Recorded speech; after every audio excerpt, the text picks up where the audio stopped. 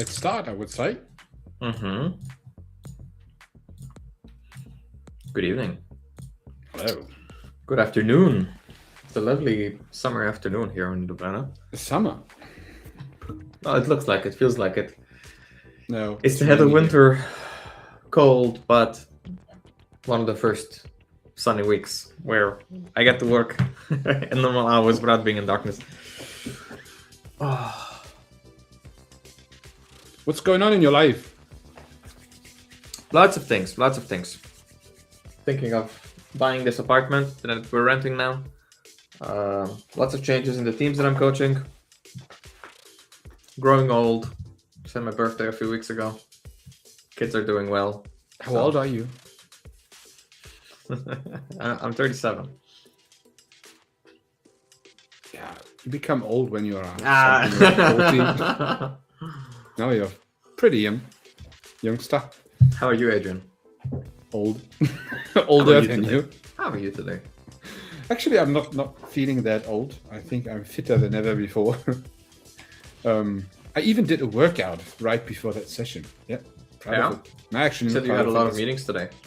Yeah, that was one of them. So I used that. So that was just a kettlebell workout.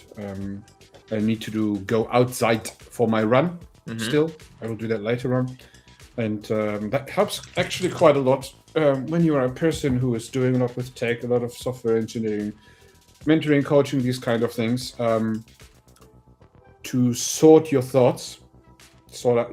That's pretty much very important, because one of the aspects of our brain is that we need to process things in order to stay sane, because otherwise we have too many overwhelming thoughts, especially if you're a little bit neurodivergent, which probably most people in the tech space seem to be, including me. And that's actually something which helps a lot. So people think that it is the actual fitness. I think it's being outside, doing something, having the blood running, and these kind of things. That helps a lot, and I actually can recommend it to do it daily. Right? I have the luxury that I have a lot of green stuff in front of my door. So even some nature, how's it called again? Nature reservoirs. It's pretty nice here. Nature reserve, yeah. Reservoirs. That's something else.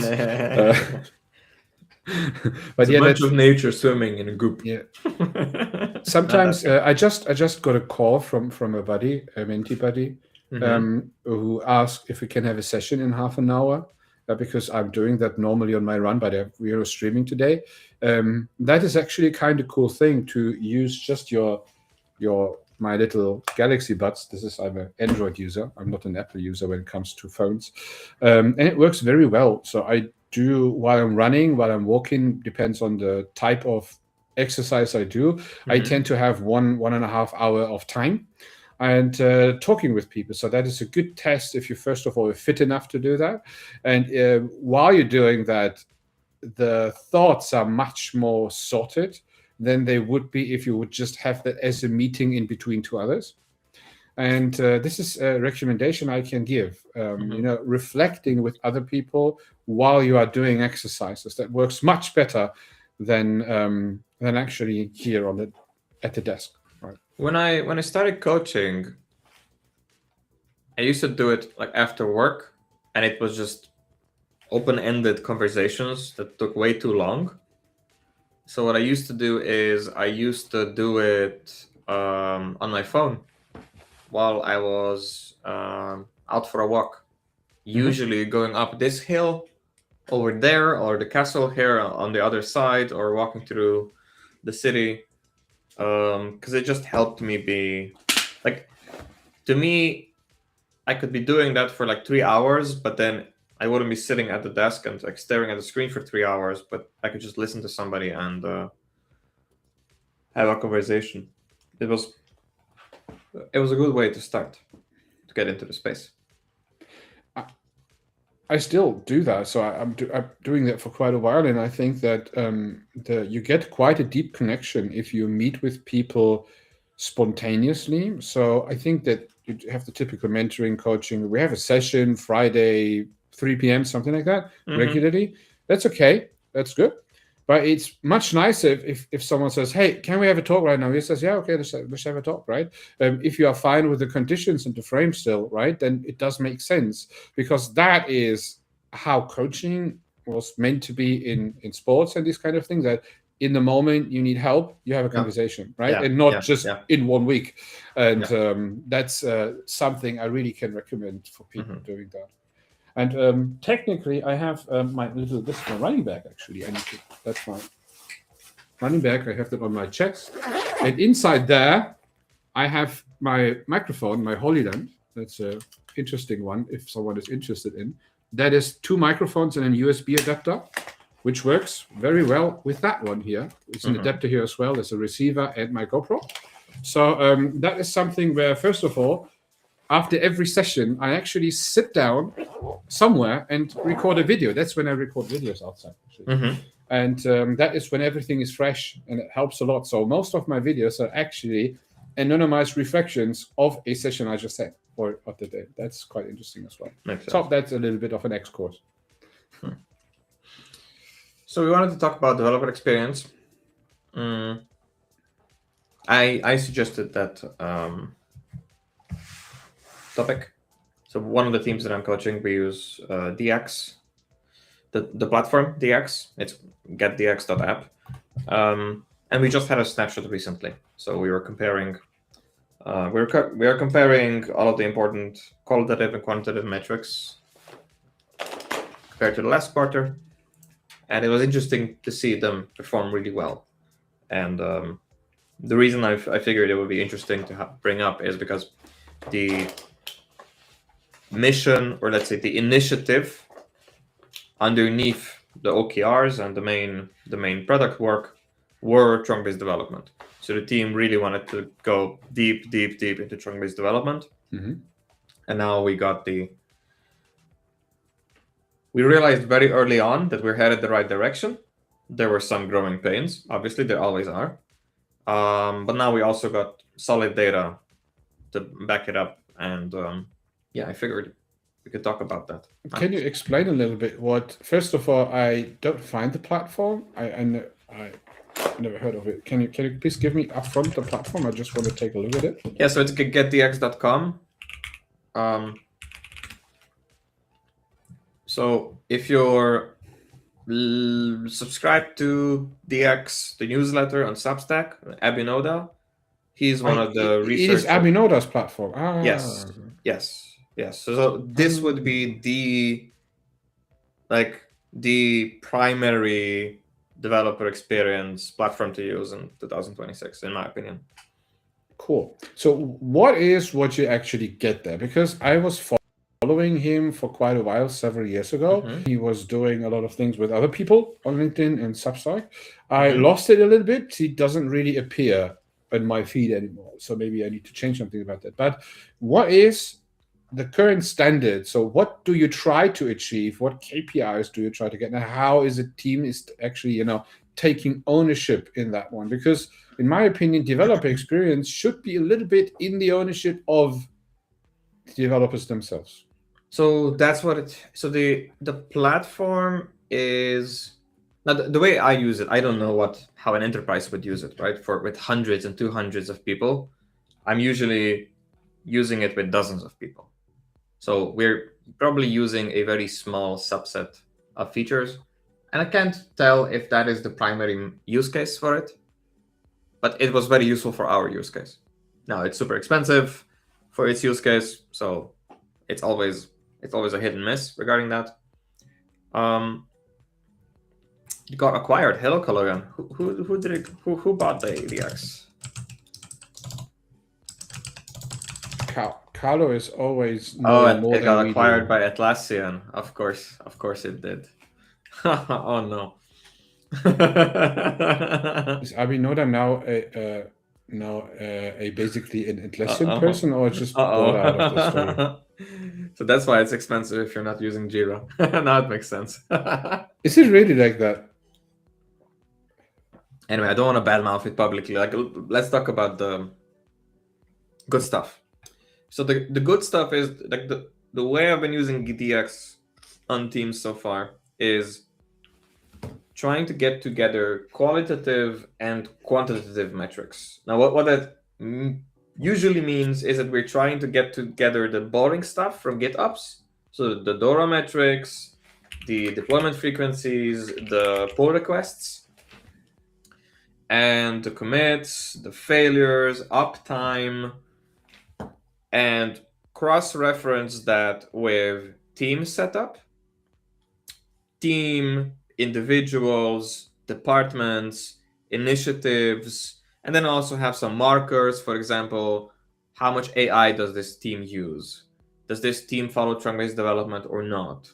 Was there a recent onboarding on this team or not? And then you can use that to figure out, hey, is the data worse on the team where they use AI? Is the data better on a team that recently had a new hire? Right, so you can start to do multivariate analysis on the organization, on the engineering org-wide metrics.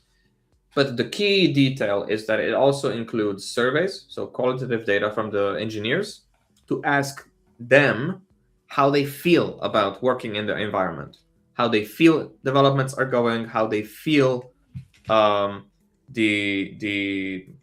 they spend most time on, what they're wasting time on. Is it more than this, less than that? Like what time frame? They're basically asking the engineers to quantify their experience, and then it links those together, right? So it says, well, in your company, you do X, this much of stuff per month, hard data, and the developers self-report through surveys. Median average was that we're spending X% of our time fixing the pipeline. So it puts those two together and gives you an estimate of how much money you're losing on the things that the developers are self-reporting, because it doesn't show up anywhere else. So that would be a good example. It helps you quantify how much time you're spending on feature work, keeping the lights on, fixes, meetings, like time lost on meetings, how much time people spend looking for stuff, fixing the pipeline, improving the pipeline, refactoring, dealing with architecture stuff, how confident they are about deploying their changes. Can they work very easily on their laptop, or is it very difficult? And then connect these dots together to figure out what contributes the most to costs, what contributes the most to delays. Of the teams that had issues, is AI a factor? Is a new hire a factor? Is leadership a factor? And also the survey side, which is, what do developers agree is the biggest thing they think we should, as an organization, should focus on? So it helps connect the dots of hard metrics. What does it feel like?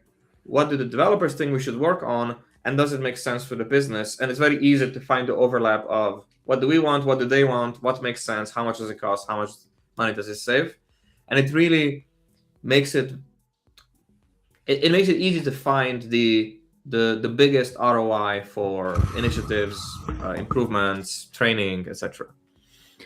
What exactly does this help me? So in which way does it help me that when I'm team lead now, from the tech lead perspective, that my team starts to take ownership, starts to work more towards improving the delivery and the feedback loop? Does this actually helps? And if, how exactly? So yes, there are multiple questions you can answer now. It is very contextualized. Well, what it helped me recently is to figure out, okay, there's a very stable team and an unstable team in the engineering org. I wanted to figure out the team that is unstable, are they working mostly alone or with other teams? The tool helped me figure that out. I could see who is reviewing whose PRs the most, who is pairing with whom the most, where does the feedback go mostly. The individuals who have reported that they don't feel confident deploying, was that localized to a team, or was that localized to a code base, or was that localized to a domain context? So that I can then figure out, okay, is it a technical problem on this project because it's front end, or is it a domain problem on that project because it has to do with a certain kind of hardware that no other team is dealing with? Right, so that it's very easy to figure out those axes of We know there's a problem, but we're trying to rule out what it's connected to. Like, what is it downstream? Like, what is the problem a symptom of? It helps sort of narrow down the search space. Okay, is the team itself fixing that problem and seeing that, or is that actually a form of management watching from above to the bottom? A bit of both. A bit of both. So I'm using it in such a way that I'm interfacing with management and the team leads and the individuals. And I'm working under the assumption of, if it was a team problem that the team is aware of, that the team can fix, it would have been fixed. So if it hasn't been fixed, they're either not aware of it, it's a bigger problem, or they don't have the resources. So then I try to figure out which one of these, right? So if it's a resource problem, I try to figure out if another team has exactly the same problem. Because then the problem is organizational, it makes it easier to fix. Maybe they're not aware of it. So then I check with if the other team has the same issue as well. If they're aware of it, I then bring them together to help them figure out, then I facilitate a conversation to help them figure out, hey, this team figured it out. You guys are still like one step behind it. Why don't you have a chat? Just so that we can figure out, okay, which kind of problems has the business already solved, but not in this team, right? So that's making it all easier to figure out where the attention should go, where the money should go, where the next improvement initiatives should go. I think that when I take a look at the teams I'm working more with teams right now. That's interesting. So more and more with teams again. And one of the aspects of teams is that when you join a team, they actually have no connection. This is the reason why I'm asked so much about that. So the developer experience is mostly an isolated experience, and they actually don't know anything about their actual experience. So it's not like no one is making that experience measurable. It's not an entity. It is nothing you can grab. It is not even an idea. It's just there, right? And I think that more people should use tools like this, in my opinion. Even though I haven't used that one in particular, it was more like a set of practices, these kind of things. It's also among the expensive ones. So most people that I know usually start off with surveys. In most teams that won't buy the tool, I just use surveys that are smaller, easier proxies for that, right? But I don't have the time to do wide statistical analysis on them. On smaller teams, I had the feeling that surveys are seen as something odd. It's like, why do we need to do this? What's the catch? It's a little bit like, why don't you just talk with us? In larger teams, it's more reasonable because you say, there's an upper management. This is 5 levels up, right? They don't even are in the same country. Then it makes sense. But in smaller companies, I would be careful with surveys. I know that team members in private, they say that something, let's say bad things about this is a trust issue. This is does this affect the answers, does those affect my position here, my salary, my performance, even though they tell me it is not, right? But maybe I need to answer it in that way. So they optimize the answers to look good, not to really show, hey, we have a lot of issues here, right? I don't want to be the person. And what I saw when you do this is better to have not a survey for a person, but a survey for a team. So that the team is coming together and as one team answering or providing feedback how we are right now, how we feel right now, because then you get the protection of an entire team and you don't need to point a single person out. And that makes more sense to me than... I like to... So no team is perfect. I like to survey a team based on individual...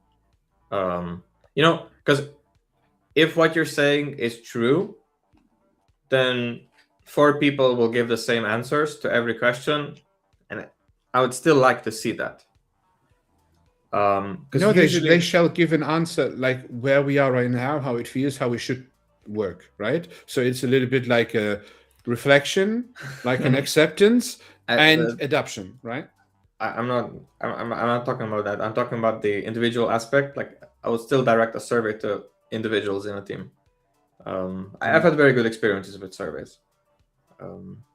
Particularly, like the survey is useful if it helps you figure out on what areas the team disagrees.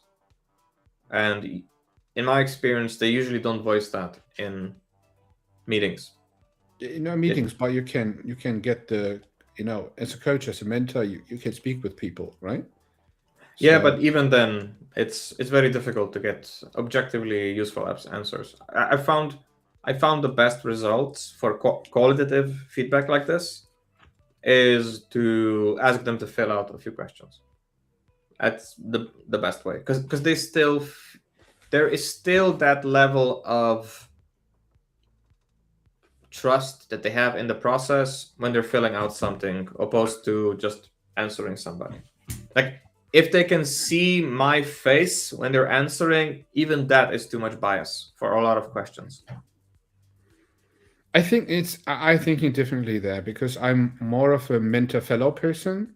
I'm very, let's say, very focused on exactly these aspects, because I saw that people, that's one of them. So I'm very much into journaling and really teaching that as a practice.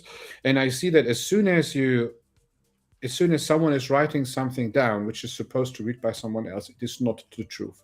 It is partly true, but it's not 100% the truth. And in a real conversation, you can basically understand in between lines the real truth.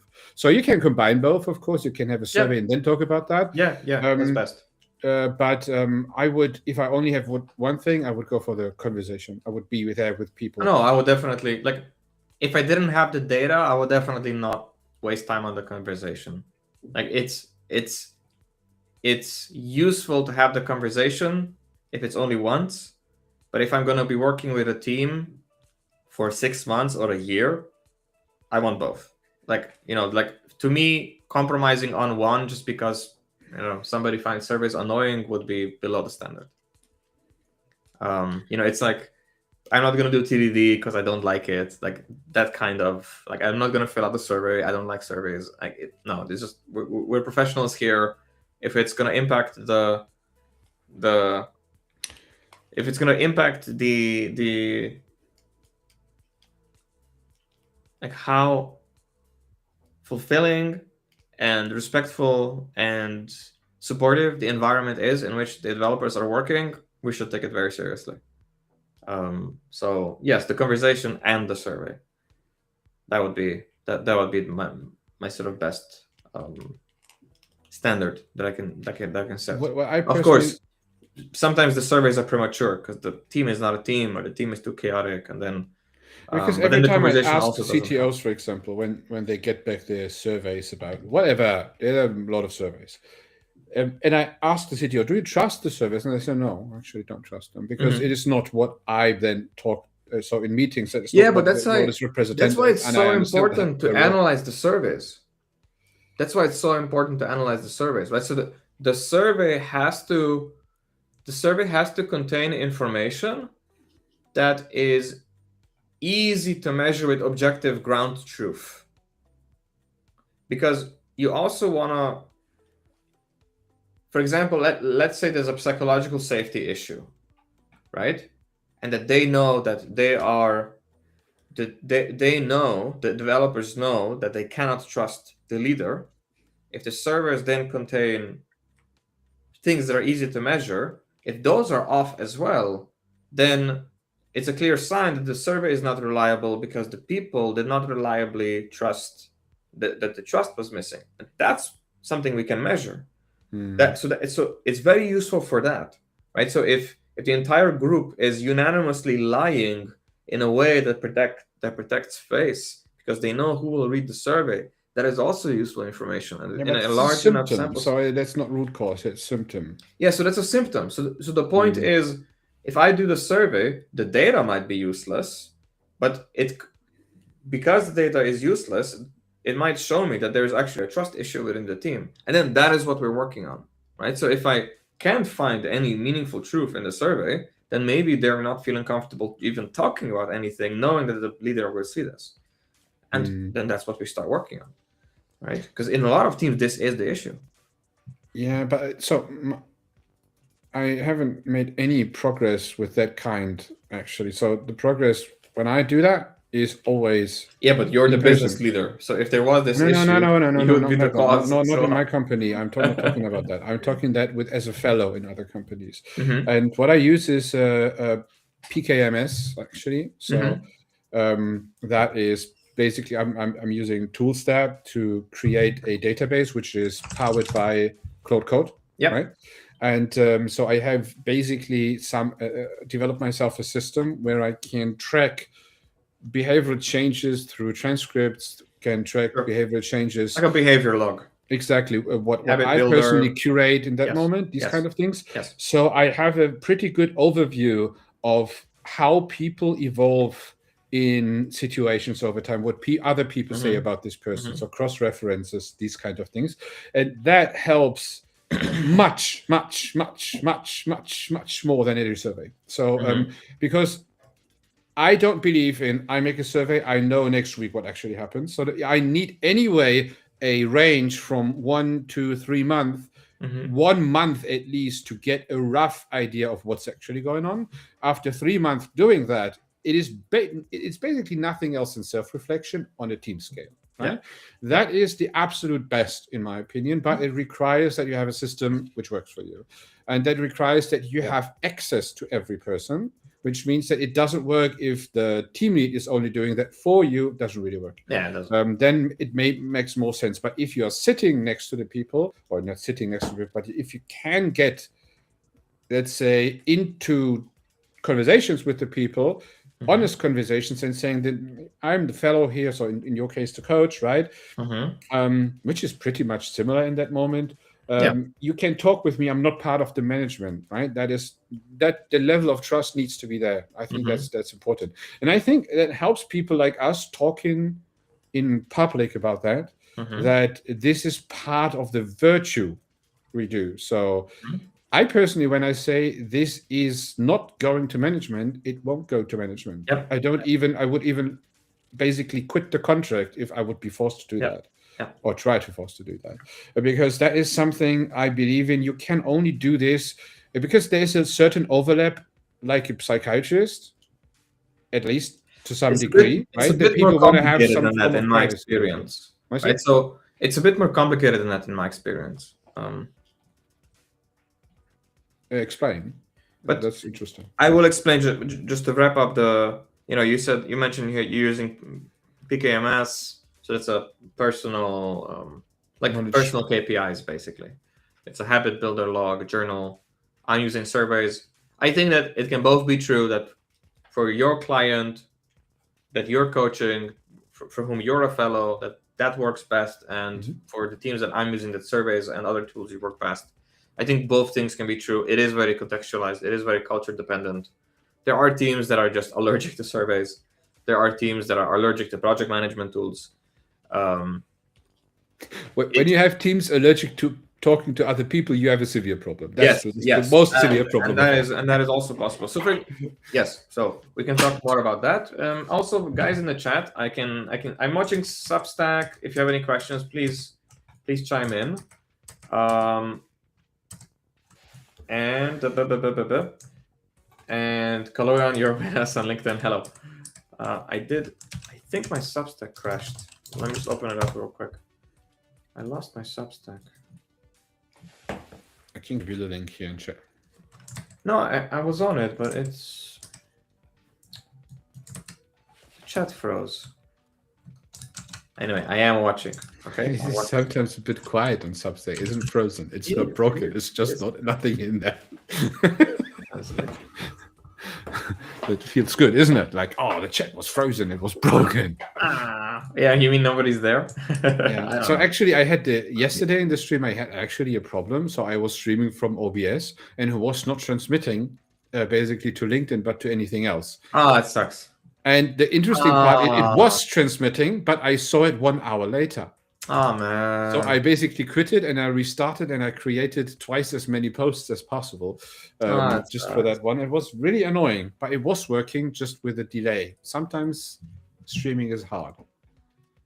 And I didn't realize that I'm not using a microphone because somehow after upgrading my Mac OS to Tahoe, I lost all my microphones and I needed to reboot. The first time ever, I needed to reboot a Mac. Yeah. Okay. So those of you in Substack, there's a handful of you. If you did write anything, or if you just came back to say hi, if you could repost your questions, please, I really appreciate it. I just refreshed everything just to be 100% sure. But I lost the hit log. Sorry, technology. So you asked on your follow-up regarding PKMI and the surveys, the privacy issue, right? So it's not quite like a therapist. So a therapist generally doesn't want to get involved, right? So it's just you and me, and nobody will get involved. I will not, it's like I will not help you incriminate yourself. In the US, the equivalent of the Fifth Amendment. In EU, it's not as strong. Like you need a court order to get the logs, for example, or something like that, in case somebody else was endangered. It's not like that. Like you actually do want to be involved, but you need to figure out. Like I actually do want to be involved in certain conversations, right? So if somebody shares something, for example, if somebody tells me that they had a terrible experience in a team with a leader, I will keep their privacy in check, but then I will ping somebody and say, hey, this team could use more attention. This team could use a little bit more support from upper management in these and these situations, right? And then I keep it anonymous, and then I help connect the dots. But it's also more in this sense of, if somebody asks me to have a private conversation where we say it's completely confidential, I will, but it's not the default. It is in 90% of the cases, and you can feel it when we start going into like really deep, like talking about money, talking about people, talking about management. Yes, then it becomes private very quickly.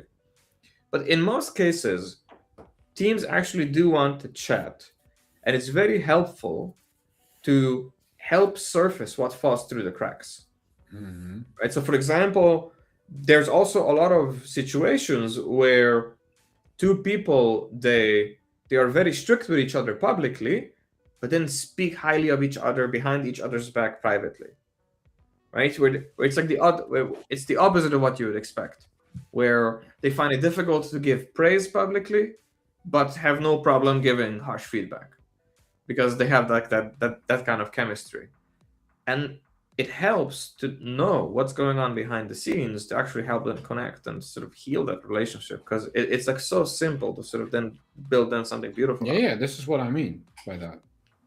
Yeah, but if you're fully 100% keeping it private, you couldn't possibly act on that without actually making them make the first step. And no. By private, I mean I mean that you it's a little bit like the Chatham House rule. So the results, you take it with you, but you don't use it against the person. You don't. It's not like you know about that, and half an hour later your team lead asks you about that. This is what I mean. Right? I think the Chatham House rule is a great way to categorize and organize private or maybe privacy sensitive information. It's an anonymized version, so it is clear that you are in an environment where you are part of a team, but it is not like you try to overcome hurdles which are existing. That's the reason why I do that. So the Chatham House rule primarily focuses on not naming people and only speaking from personal experience.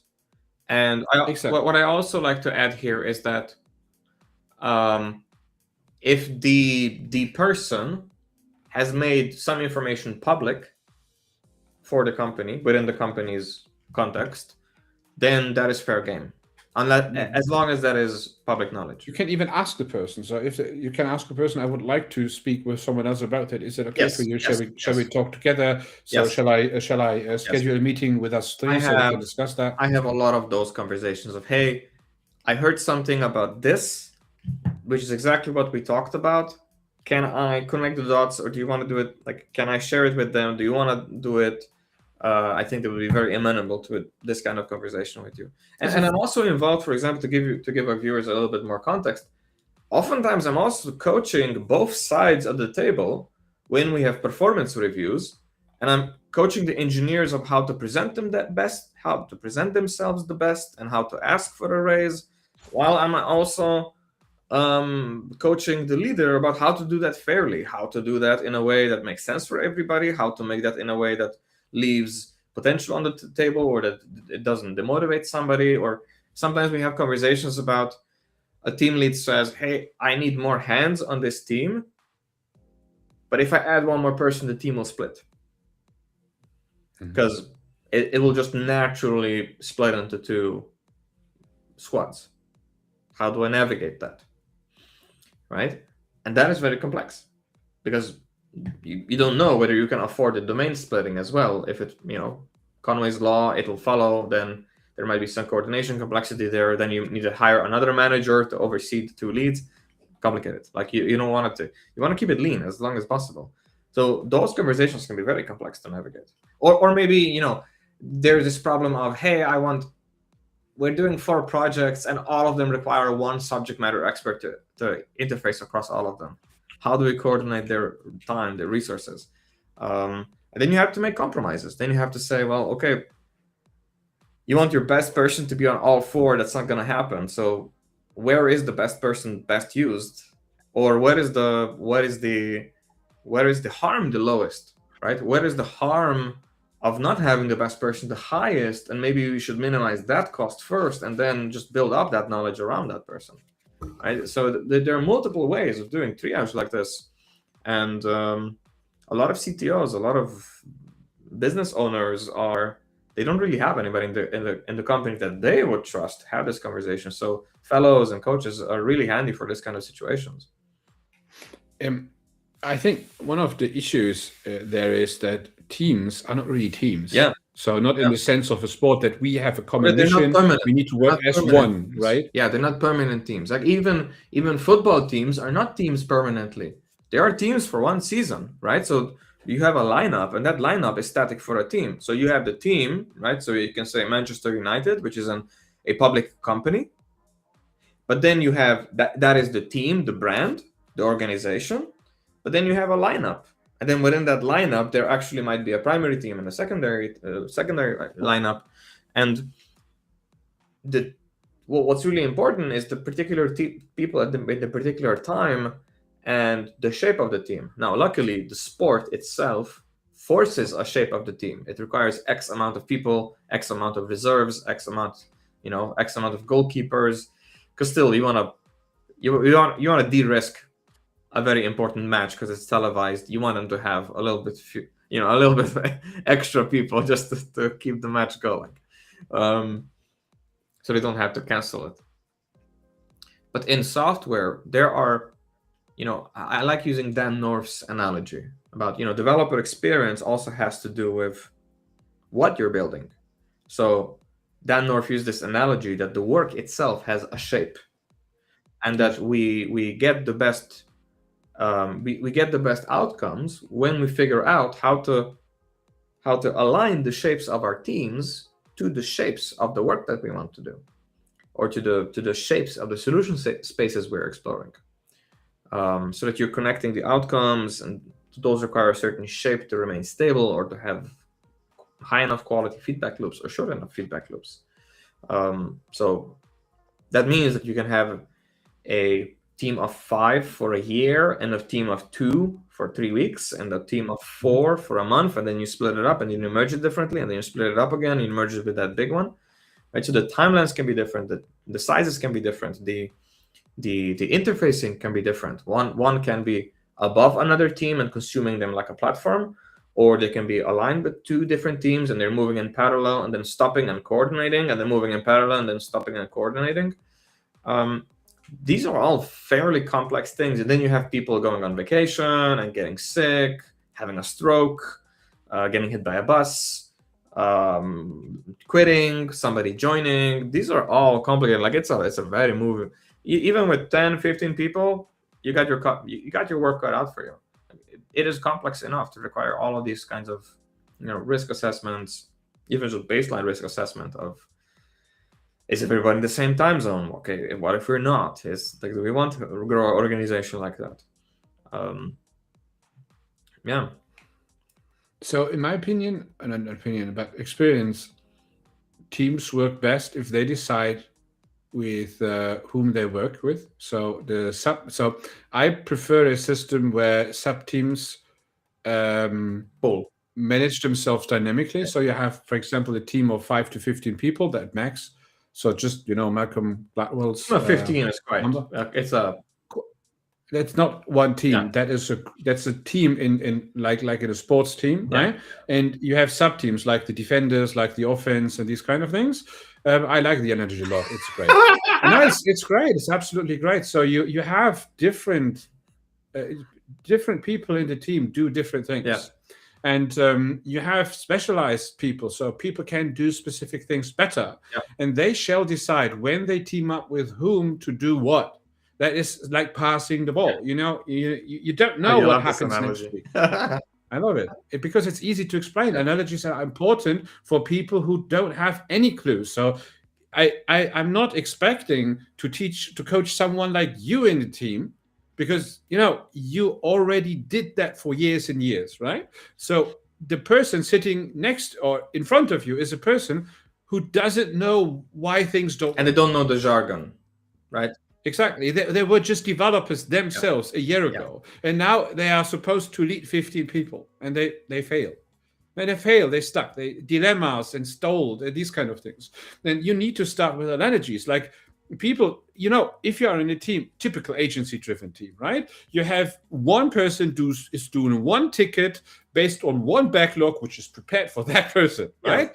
And you have 15 of those next to each other, sitting in a line, and no one is talking to each other because there's no need. There's only acceptance criteria. We talked about that often. That is the exact opposite of a football team.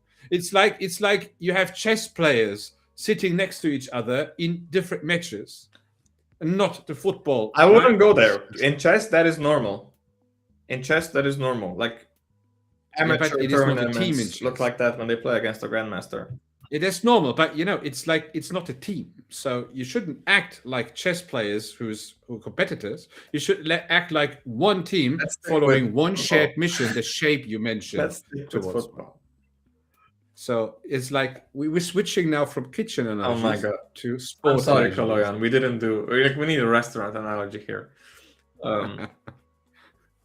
Yeah, but that's it. That's. But I agree with it's working very well. Actually. I agree with you on the sense that most teams are not teams, and they're not aware of it. Like they've never experienced working and having a high standard as a team. That's cool. I'm a part of a team, and I actually never experienced how it is to work like a team. It's sad. Is my camera? I mean, not work like a team, but like work and have a high standard for teamwork, rather than just being, for example, a administrative unit, right? So we are just an administrative group. We happen to be all engineers reporting to this one person, but we're not. That's most of the teams, actually. Yeah, that's a lot. I don't know if most, but a lot. Most of the teams I personally met. Nowadays, with how Cloud Code and Codex are growing, it's getting hand in the fire. I'm willing to risk the claim that there are a lot of teams of one nowadays, or people buddying up. It becomes worse. It's not like you don't need to risk anything. That's pretty sure, because it is in the nature of There's AI a lot of that teams people where it's Adrian and Uncle Claude as a team. I see that a lot, and that is new, and that has happened in the last. Don't blame Claude Code, okay? He's a good friend of mine. I even give him a persona file. It's such. He's now very personal. It's a funny uncle. He hallucinates a lot. He doesn't actually hallucinate a lot. It's like if you treat your uncle well, he stops hallucinating. We want to talk about AI today. We almost. My uncle doesn't hallucinate. Okay. Okay. Because I feed him well with a lot of good context, of course. Oh man. So when it comes to teams, I agree with your assessment. A lot of teams aren't really having that sort of team mentality. Mm-hmm. They are there to either triage, right? So they're there to triage a priority channel, and try to figure out how many priorities they can parallelize. But priority is about, one thing. Like a lot of people mistake in management that we had this conversation before, and we're talking about developer experience. So I'm questioning whether this is sensible to talk from the management perspective. So I just stopped myself. Let's have this conversation from the developer's perspective. Let's do developer experience. From the developer's perspective, it sucks to work on something and then have, not literally, but a manager or a leader or the CEO of the company act or say out loud that what I as an engineer I'm working on is not important. That to them it's not important. That sucks. Right? Which means that there's a stack rank. There's a stack rank of priorities. So there is a one priority at the top, and then everything else is like a backlog of nice to haves, and number 17 is not important. And a lot of engineers feel like they need to fight to get higher up on this list, to be able to be given the privilege of working on what is most important for the company, because a lot of organizations are organized, a lot of software companies, software teams are organized in such a way that only one person can work on one ticket, that only one person can work on one outcome. So they have 15 people, and then one person works on the most important thing, and they get some support, usually async, and then 14 people aren't. And then that is weird and extremely hostile, because the majority of the company is wasting time, right? But management doesn't know how to fix it, so they're trying to make it appear as if this is normal and matter of fact everyday expectation, right? And then there's that rug pull game going on where we know that this is not healthy for an organization, and then the management team group is really investing a lot of effort into creating an illusion that this is how it has to be, and that's how feature factories get born. And then you pull up the curtains, and it's like, aha, this was all this was all an illusion. And then people get really they get like this existential angst about, wait, the thing I've been working on for the last 2 months was not important, or what? Like, what do you mean? Like, we never get the right priorities, and then it's finger pointing, and it's really tough to be in this situation. And this is developer experience. This is what DX really comes down to: is can we talk about these things, right? Can we talk about this idea that, hey, you just declared OKRs, and out of 15 engineers, 2 are working on them, right? Are we pretending this is normal, right? Because I see this a lot in organizations. I see this a lot where people say, we need to go this way, and then tomorrow nothing changes because we have, I don't know, 4 sprints worth of spillover from the backlog. And it's like, oh, when we finish the backlog, we will follow the priorities. Oh, time out. But this is a particular issue in that moment, which the team cannot handle. That must be handled from outside of the team. Yes. So you need to say, we make a cut here, we restart, we invest into you, we give you even a little bit more time to actually get into real, let's say, coaching and these kind of things, and become a better team in order to not get into that situation again. On some point in time, you need to write off things, because you, if you are 4 sprints behind, then you, well, it's 400% behind, right? You don't. It doesn't even mean anything. It doesn't even mean anything. Yeah. Right. That's not. And then but it would mean something if you try with your current pace, while you are, while your burn down is not where it should be, try to get it up. It doesn't work. It's basically no. It's not a velocity issue. Like, a queue. If you're draining the queue, it's Little's law all over again. If you're 400% behind, that number does not matter. What matters is how much larger does the backlog get compared to how much smaller it's getting over time. And if the backlog is always growing, then we always have the sense that we're behind. That's not a helpful. It's not about velocity. That's what I mean by that must be cut away and changed. So the entire thing needs to change. Yes. So it's not what the developer in the end is working down on work. Yes. If it's doing that as a team or not doesn't matter. So the team works down something, right? You asked me earlier how a platform like DX is useful. A team that is going through this, what you just explained, has a lot of issues. And a platform like DX helps surface through the metrics, through the self-reported data, through the open-ended questions, to the answer to open-ended questions, helps surface which one hurts the most, or which of the pains that we have identified as sharing do we agree on the most as being worth solving.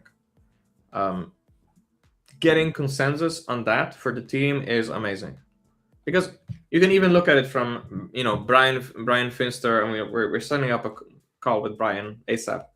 Has recently updated migrate.minimumcd.org.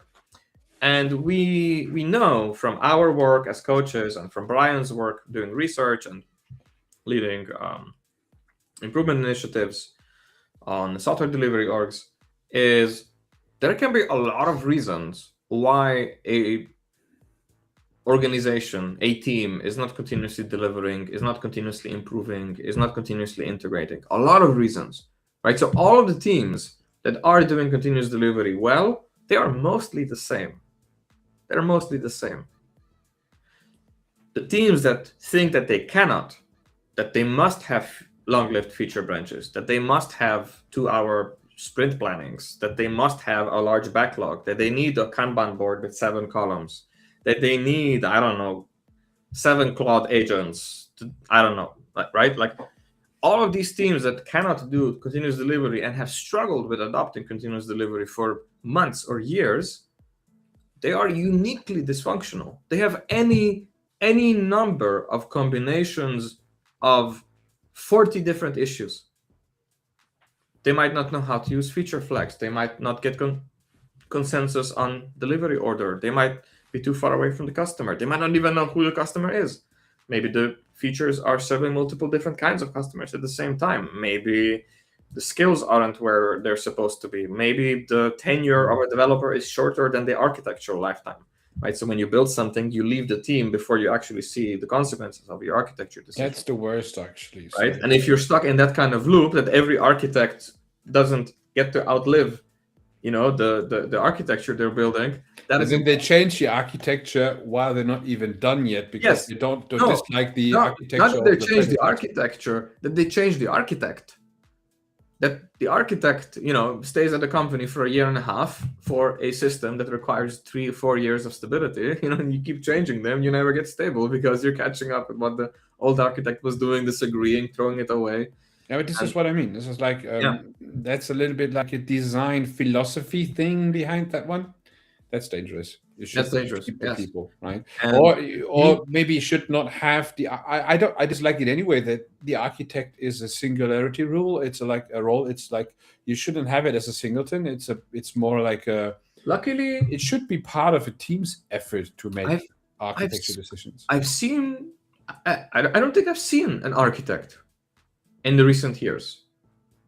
Oh, there are some. In Germany, they're still present. No, but I mean, they are a vast minority. I see a lot of staff engineers. Mm-hmm. The concept of a staff engineer has become very popular and maybe even widened in its seniority. So I see a lot more senior engineers who used to be tech leads now suddenly just use staff engineer terminology.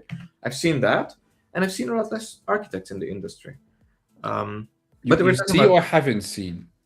I haven't seen architects as of late. Somebody whose sole title would be architect, software architect, senior architect, like not engineer. I see them still. So architecture here in Germany, they're still present. Staff engineers, not in Germany, but worldwide, I see more staff engineers. Mm-hmm. Staff engineers in the sense that it is basically a jumping engineer between teams, helping Yes. out and Yes. support teams, Exactly. like That's- internal coachings, Yes. internal fellows. or That's just different. extremely high level IC capability. Like Yeah, but there is a little bit like the team does need to have specific skills or specific training. Then team these coordinates people around join the staff teams for a engineer, while. but they are not the team lead. Exactly, but they are always supposed to influence the team. I like calling them paratrooper engineers. An engineer that you can drop into a team, and then they fix stuff, and then they can leave. It's the best analogy that I know for a staff engineer. I need to open the door. My mother-in-law is here with the kids, and we can slowly wrap. Okay. I think. But I would like to add one thing to the staff engineering aspect. I don't think a staff engineer should just fix something. A staff engineer should help the team to fix the problem themselves. So I personally don't like to have the brand of Phoenix Project, if you know that book. And instead of having the brand, it makes more sense to actually help as a fellow would internally to get the team to speed to fix the problems themselves, that you don't need that person next week again. That is something I would like to add. That's the reason why staff engineers should have leadership skills developed, right? Yeah, ideally. In a lot of organizations, they don't.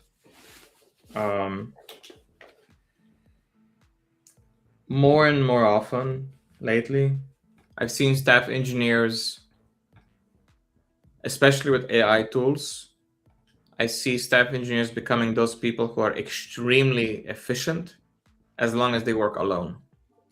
And then the company basically drops them in zones where a team interfaces around them rather than with them. If that makes sense. Yeah, but this shouldn't be the calling of a staff engineer, actually. I see it in the wild more and more often. I know what you mean. So maybe we have a semantic diffusion. Maybe we have a semantic diffusion with regards to the title. Maybe that what I'm seeing is specific to startups, or maybe what I'm seeing is specific to a certain kind of project. Yeah. Many smaller companies try to become very small these days to save energy with Claude Code. Yeah, it is like that. And it don't only mean me. I really mean many companies. I mean, we said that, like it's AIs and energy and and uncle, right? And it's I think that AI creates something in the world right now where we return again to what we saw like before the industrial age, that there are more small entities working together in a reciprocity principle, like trading more together, than actually having large corporations, right, who are doing all the major things. So the large corporations are more and more the infrastructure of that, but below that, they're forming more and more smaller companies where the driving people themselves build again. So I see so many CTOs returning to be coders again, right? And coding their way, because bottleneck was coding for them because they couldn't do both, but suddenly they can do that again, so they do, right? What I've seen in the past is that an engineering team basically had to decide their level. So they had to decide, are we building a prototype? Are we building a rough POC? Are we building an MVP? Or are we productionizing it as a separate product, or productionizing it as a separate offering in the existing product? Right? So they sort of had to decide this level, and sometimes they overlapped, so it wasn't really clear. With tools where non-engineers can produce some code, or produce some version of this product, I've seen a lot more of these POCs happen without engineers, right? So that a POC is set up purely vibe coded from a product person or the CEO. But then there is friction in handing it over and say, okay, we have a POC. The team was not involved. So the team lacks the knowledge that the POC provided. So now not only do we need to catch up with the knowledge that they could have gained building the POC, but we also need to productionize that. This pattern I've seen across 3 different organizations. I've seen repeat 20, 25 times in the past 3 months, which is extremely frequent, right? So there is constantly, somebody has an idea, they try it out themselves, engineers are busy, and then they're trying to triage, okay, I need to know that this is worth it, or the product person wants to prove that this is more valuable than what the engineers have been given so far. So we need to have either a triage discussion or kill that project in favor of this one. And that's healthy, because usually what would have happened in the past is engineers would have been asked to stop a project to build a POC for a different project to see if that project is worth building more than the project we just stopped. And a lot of projects usually end up being abandoned because of this kind of switcheroo. And because you need 2 teams that are collaborating to do this smoothly. And if the team can now also be a team of non-engineers, it provides a lot of, I wouldn't say freedom, but maneuverability, perhaps.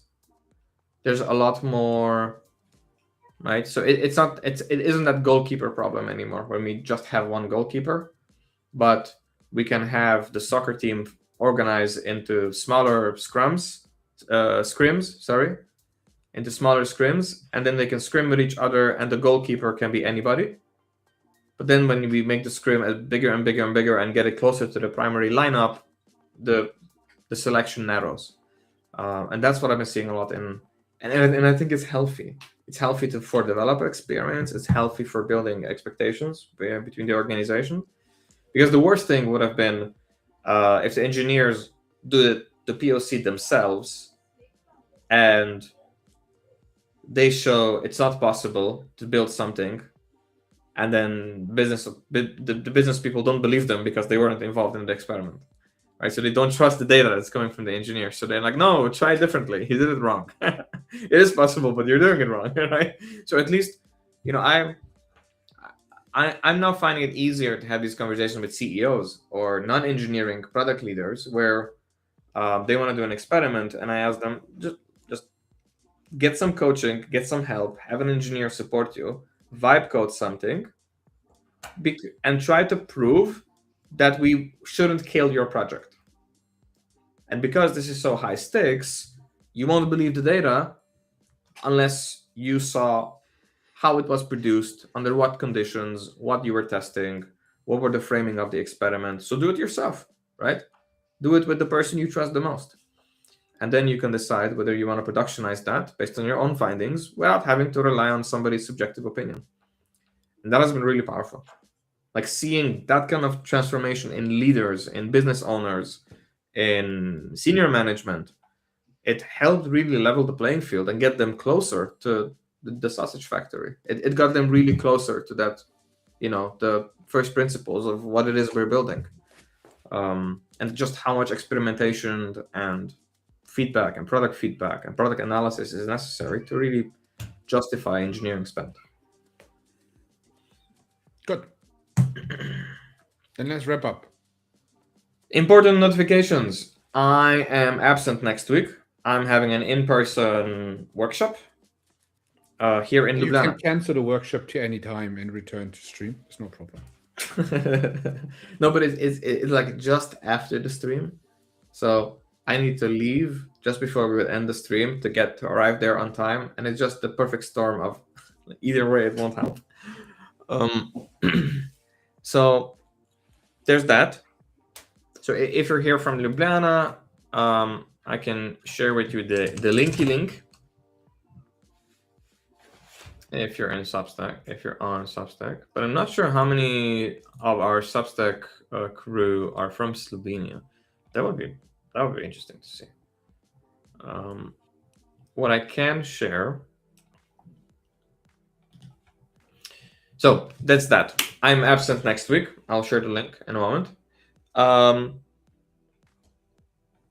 And we're trying to get Brian Finster on a call to discuss agentic continuous delivery, to discuss how AI fits into the pipeline, how it fits before the pipeline, how it fits into the pipeline, how it fits after the pipeline. And I've also seen him in his efforts updating sort of agentic CD continuous delivery or similar blog posts. He also did a huge refresher over migration strategies and self-help with regards to how to adopt continuous delivery. That would all be worth catching up and chatting with the man himself. So we're trying to set it up for you guys. Yeah, that's all from me. So I'll be absent next week, so probably no stream. Or if you want to stream alone, I'd be okay with that. What he was doing is as well the Skate Agile DevOps Maturity Framework, SAT-MF. That was satire for those that didn't pick up on it. Yeah. Well, it's now free. You can have that one, and yeah, he is. Let's get into conversation with him, and that wish you all a great evening. Have a good time, and thanks for joining. Thanks for tuning in, and we will then see you in 2 weeks. Actually, yes, probably the one with Brian Finster won't be to this time. We need to discuss the time. I needed to get back to you about that, but we'll do. Good. Is it going to be a Wednesday? I don't know. We will. I will make a calendar link. We'll find something. Okay. Thank you. See you, everyone. Goodbye. Goodbye. Ciao.